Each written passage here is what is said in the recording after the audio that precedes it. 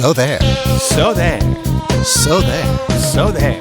Let me know your thoughts. So there. So there. So there. Let me know your thoughts. Why do you keep saying let us know your thoughts? Let me know your thoughts to me is a nice lead-in for So there. So there. Welcome to episode 76 of So there. I'm Gary Doyle. And I'm Tom Karamitis. Tom, it's been a while.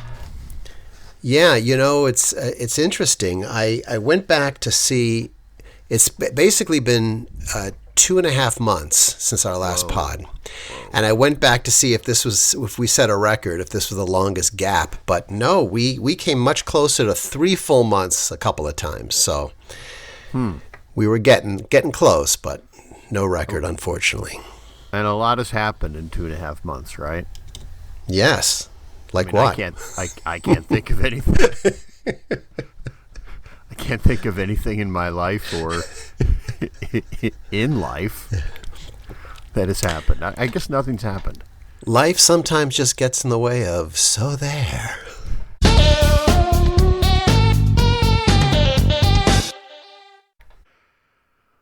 So, Tom,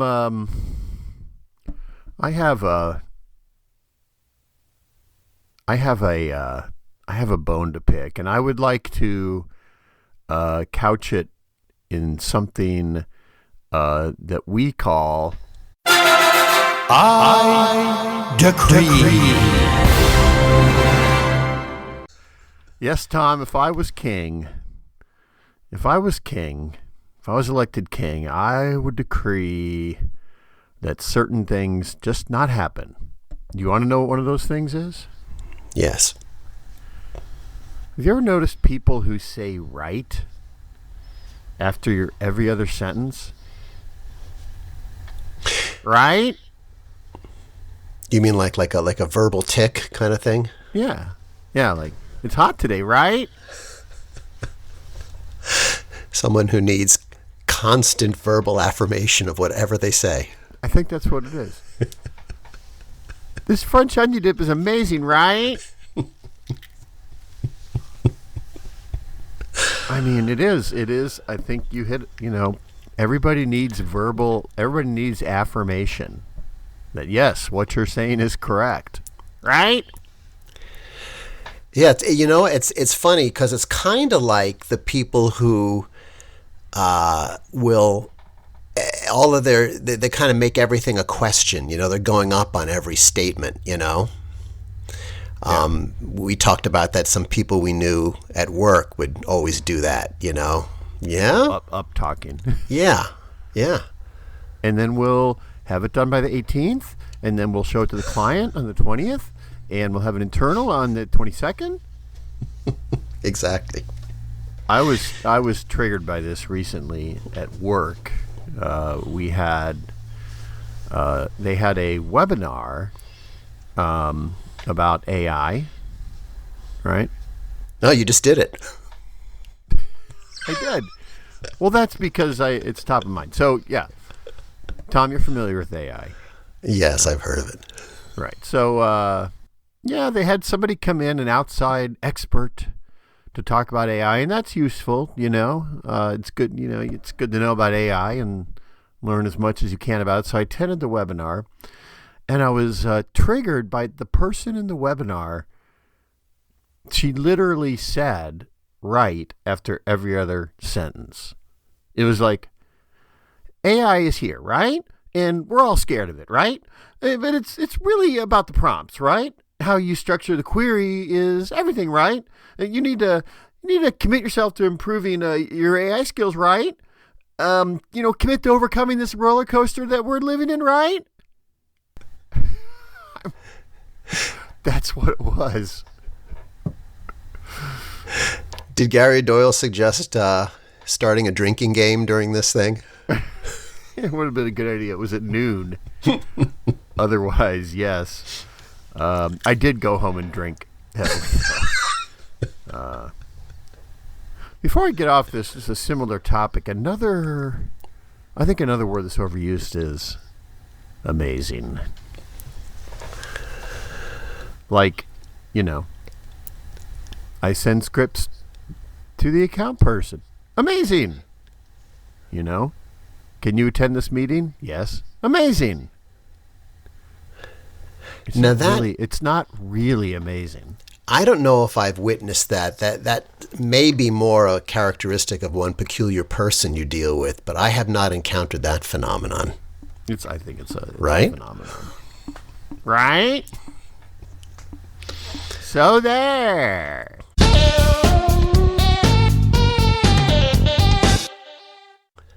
Well, I'd like to springboard off what you just talked about and give a couple of my own. I decree. And this is kind of things I've noticed that advertising agencies and marketers just love to do, and basically it's co-opting what happens to be the hot word or the hot phrase, and then it starts to pop up everywhere. And I'm going to give you two examples. One is the word drop, which used to just mean, in my old experience working at a radio station, it's when a new album or song is being released. It's dropping on Tuesday, right? Yeah, it's dropping, right. But now I'm finding they're using it for anything that is being released, like the new formulation of deodorant from some deodorant company. It's dropping on September 5th. It's just become this thing that I feel like it's one of those kind of too cool for the room expressions. Oh yeah, it's dropping next week, dude. I just I hate that word. It started to trigger Tom Karamitis. Have you encountered this? Have you noticed this phenomenon? No, but it makes sense. I mean, you know how we've talked about this. The mind, if you're in advertising as we are, the mind always goes to the conversations that happened behind something. So I imagine maybe the original language that the copywriter used was like, the new pumpkin spice frosted flakes are here September 21st. And then the creative director said, yeah, could we make it sound a little more edgy or current? Could we maybe say that the new pumpkin spice frosted flakes drop September 21st? Right? And the copywriter's probably thinking, well, that's kind of ridiculous to try it. It's kind of trying hard, but he's like, I need to get on with my day. And I'll just say, okay, sure. All right, fine. I'll give you that one. I understand. I knew I hit a copywriter nerve there with that one, but this next one irritates me even more, and it's this overwhelming use of that stupid phrase that triggers me, side hustle, right?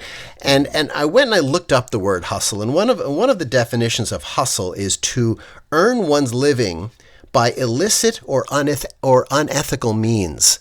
And that's really what triggers me about people referring to some side work they're doing as a side hustle. I mean, it feels like, first of all, they're trying to be too cool for the room. I'm doing a side hustle, and now everybody's using it. It's just become this thing, And I don't know if it's a generational thing, if that's what the current young crop of, people in their 20s is referring to any kind of side assignment as a side hustle. But I just reject the word hustle, because to me it just feels like you're doing something illegal. Oh, I'm a bookie.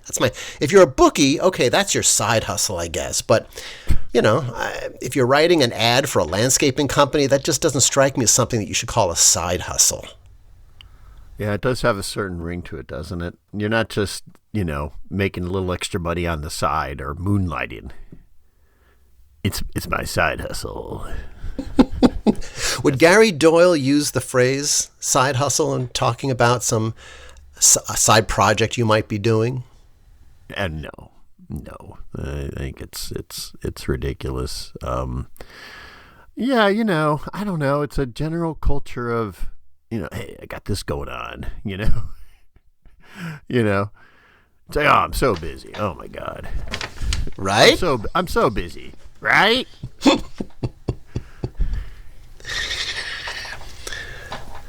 So there.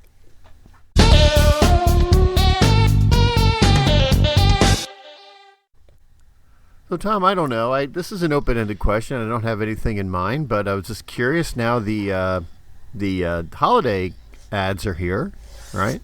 Right? Oh my God. Oh my God. I wasn't going to say anything, but yeah, the holiday ads are here. Any trends or anything of note for Tom Care-Minus? Any notes you've made as you've viewed these? Any trends? Well, yeah, I do. One is actually something I think I might have mentioned last year because it triggered me so badly a year ago.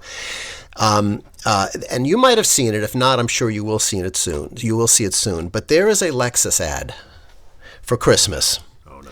That you and I, between the two of us, have been in the ad business for probably close to 100 years, and we know how this all came about. But I want to mention it again. It is a 30-second ad for Lexus that is utterly incomprehensible because it obviously started as a 90, and then the client really only cared about the 30. They let the agency do a 90 as a favor, as a kind of a lark.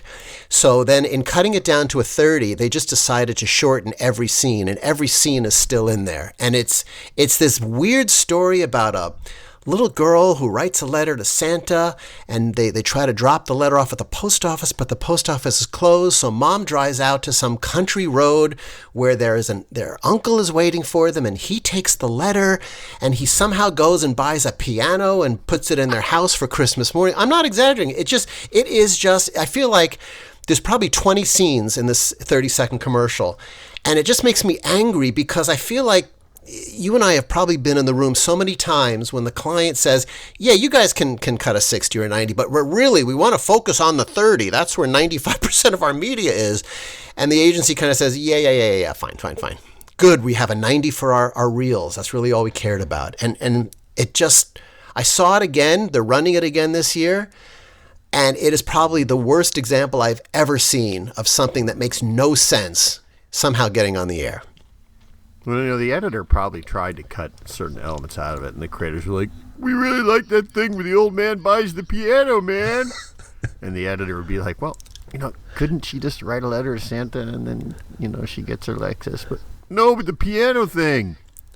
Yeah, I guess you get so close to a subject or a project after a while that you lose the ability to just see it objectively anymore. But oh yeah, that's I've often felt that is a big source of, our industry makes some massive mistakes, like a really unfortunate commercial that should not have happened, or an ad campaign, or a statement they make, or something. There's always all kinds of really bad things that happen, and at some point someone along the line should have just raised their hand and said, should we really be doing this? Because everyone's on board, but someone never said, wait a minute, is this you know what I mean? It's like nobody ever did that. You mean like using a song that's written by the point of view of a stalker for your anthem for Stanley Steamer, that sort of thing? Yes. Now, you said something in an email exchange we had with our previous guest on the podcast, Jim Gartner, where you said, that shout out to Jim Gartner. Jim Gartner, director extraordinaire. Yes. But you mentioned that has Sting come out and said that he doesn't think Every Breath You Take is is like a stalker song? Yeah, I don't know. I thought that was conjecture on people's part. It sure sounds like a stalker, but I don't know if Sting has ever said that. Maybe he has. Mm. I don't know. I find Sting so devastatingly handsome. I can't get past that into thinking about something like his lyrics. Yeah, you got beautiful eyes. That's like an Irish Sting. What are you doing? Irish Spring. Irish Sting. There was a line producer I worked with years ago who did this good impersonation of a Dublin gay bar he had been in, and what the conversation he heard at the bar when he was sitting there. I never forgot that line. You got beautiful eyes. Manly, yes, but I like it too. Remember that? Yeah. Irish Spring. Yes. 'Tis a manly deodorant soap. Was that the one that was strong enough for a man? No, but made for a woman. That was Secret. Okay. Yeah. But I interrupted you. You were going for talk about something, and I hijacked you. I'm sorry. No, you just reminded me. Now there would be like a brand collab between Irish Spring and Secret. Like they'd have a cage match. You know what I mean? The deodorant for women versus the one for men. You know. Then would they have to put them through some idea? Yeah, you put them through some kind of stress test to see. Yeah. All right. Yeah. No, that you remind me of the opposite of that. With you said they just can't take anything out of the cut down. They just have to leave every element in. You know, the opposite of that, interestingly enough, is you're probably familiar with. They run it all the time. The Christmas ad for Amazon, where the old ladies are sledding down the hill. Yes. Yeah. I forget if we talked about this. So I think that's a nice ad. It's well done, great music, sweet story. Now, interestingly enough, the 60, I don't know if you've seen the 30, because it started as a 60. And they slide down the hill, and as they're sliding down the hill, they flash back to when they were kids, when they were little girls sliding down the hill, right? When they're like 8. Then they go back, fast forward, and it adds a little moment of poignance to it. Oddly enough, in the 30, they don't flash back to their childhood selves. It's just, old ladies. I don't say old ladies, but senior citizens sled down the hill, end of commercial. I mean, it's just, now that's something where they could have easily included that little flashback to them. It's only a little 3 or 4 second bit. Gary Doyle, as a creative director would have said, I think we can include that flashback, champ.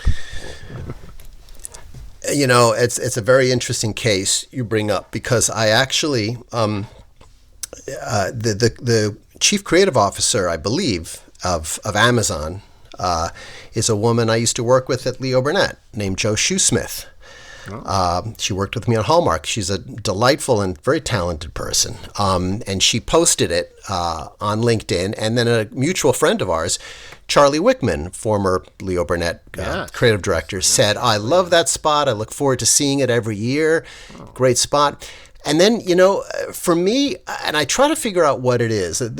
First of all, the arrangement of In My Life is absolutely exquisite. Just the solo piano thing is beautiful, and I think it fits the story perfectly.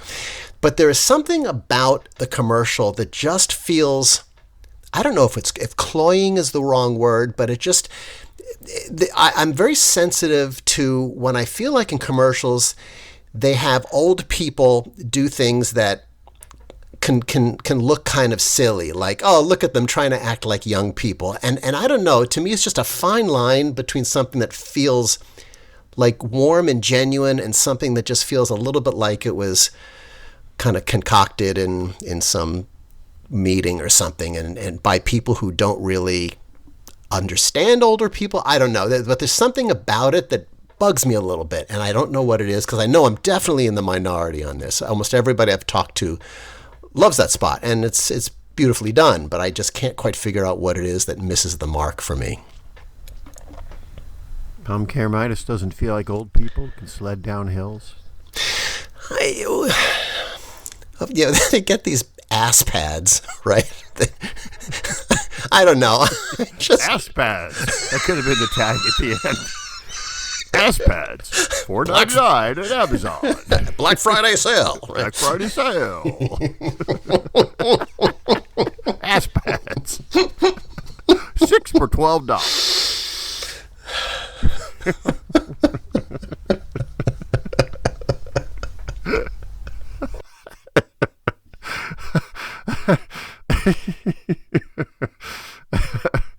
Oh, jeez. Hey, that could be a. You're welcome. Speaking of young advertising professionals, I don't know if you ever watched The Office when it was on. Either No. No, okay. Well, you know about the show, I assume, right? And Yeah, there's a whole generation of creatives that are coming into the point in their career where they're able to get work produced. They're not just starting out anymore. They're kind of now, they're in their early 30s, whatever. But I feel like there are Office tie-ins. The Office cast, the entire ensemble cast, is everywhere. Everywhere. I mean, the serials, and one of the people in the office is now the spokesperson for Kohl's department store. And the two holdouts were always Steve Carell and John Krasinski, who now you see in a Lavazza ad, which is so unfunny. They just have Steve Carell sitting there trying to play with he's playing on empty mugs with a spoon to try to make a song, and it just is awful. But anyway, I just kind of feel like, you can kind of see sometimes the advertising industry moving as like a unit, like this gigantic mothership lurching left and right, and they all kind of copy each other. And this is another example of that to me, kind of just like what we were, talking about with pet phrases that all of a sudden everybody's using and stuff like that. But. So you're saying we should be looking for get your ass pads? That's at least an original thought. We'll be looking for the advertising industry to lurch toward that one. Well, if they do, at least we started it. So there.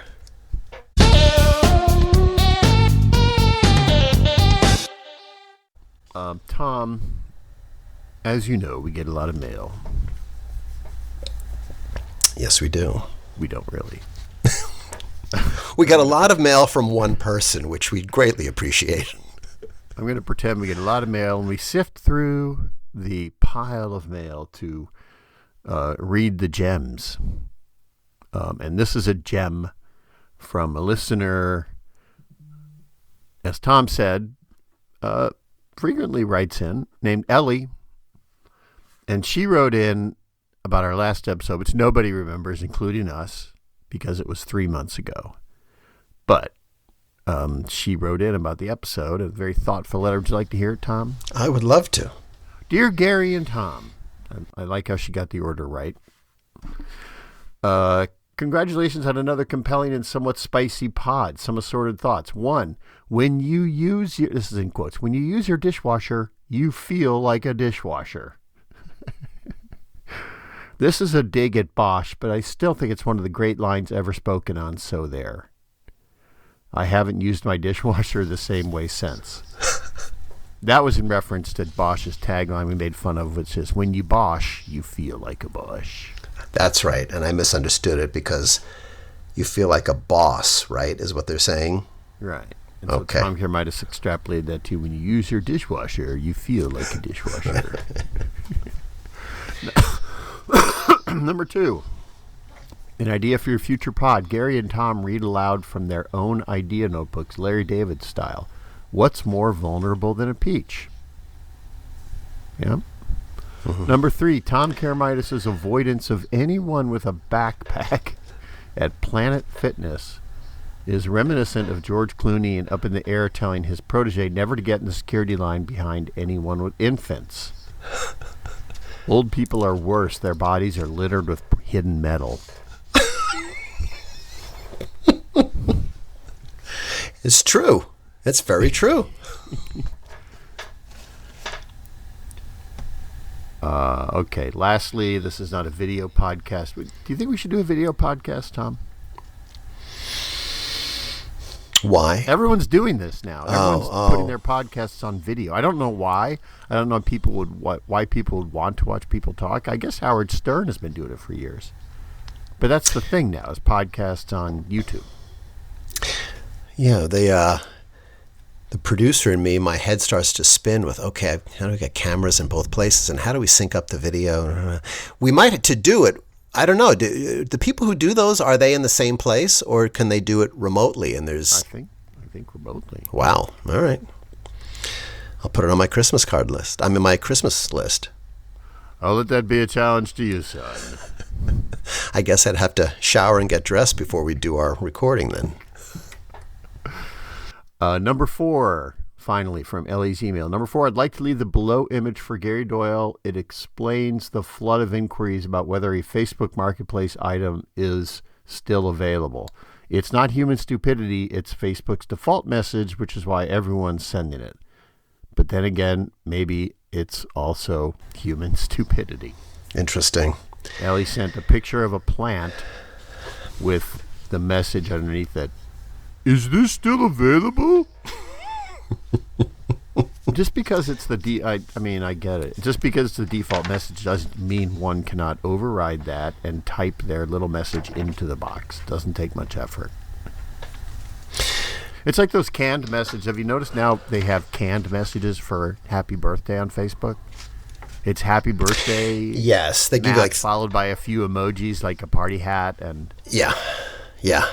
There's they gave you like 3 options, that are pre-written. I mean, it was already low effort. Exactly. We grew up in the age when, it was nice to mail somebody a card for their birthday. You actually went to a store and you bought it and you addressed it and you had to go to the post office. And now, not even, and a text at this point apparently is too much effort for some people. You just have to click at a pre-written sentiment. Yes. Now, I will say on Facebook, I have occasionally used those, but I always feel like I need to make at least some kind of small, insignificant change to what they did, just so I, quote unquote, personalize it a bit. Like, instead of happy birthday, Gary, happy birthday, old buddy. Give it the little Tom Karamitis personal touch. Happy birthday, champ. Ace, Capitan. Ace, Sport, El Capitan.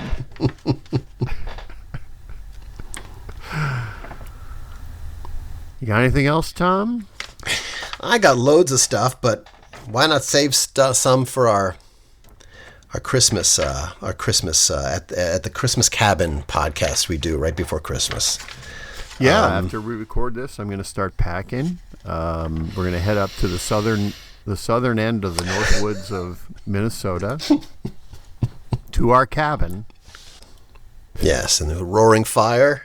Yes. We'll go out and kill a moose and have all the food we need for a few days. And yes, and we'll bring that moose up north with some Triscuits and some cheese, and that's all we need.